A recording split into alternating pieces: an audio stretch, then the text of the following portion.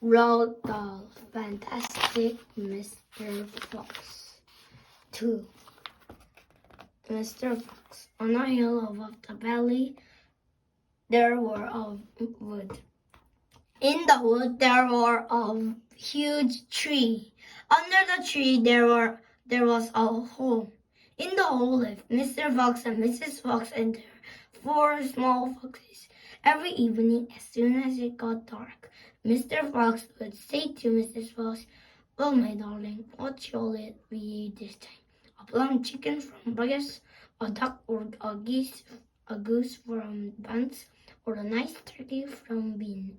And when Mrs. Fox had told him what she wanted, Mr. Fox would creep down into the valley in the darkness of the night and help himself.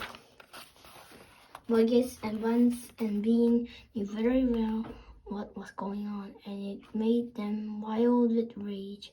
They were not men who liked to give anything away. Less still did they like anything to be stolen from them. So every night, each of them would take his shotgun and hide in a dark place somewhere on his own farm, hoping to catch the robber. But Mr. Fox was too clever for them. He always approached a farm with the wind blowing in his face, and this meant that if any men were lurking in the shadows ahead, the wind carried the smell of that man to Mr. Fox's nose from far away. So if Mr. Fox was hiding behind his chicken house number 1, Mr. Fox would smell him out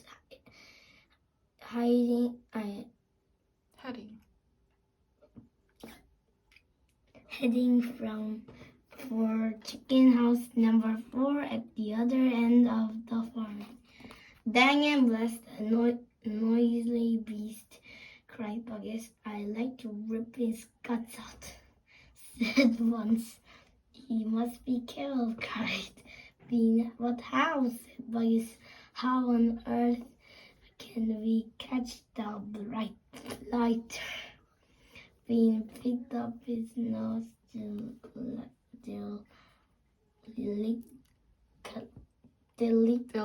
delicately with a long finger. "I have a plan," he said. "Shut up and listen," said Bean. "Tomorrow..." You never had a decent plan yet," said Buns. "Shut up and listen," said Bean.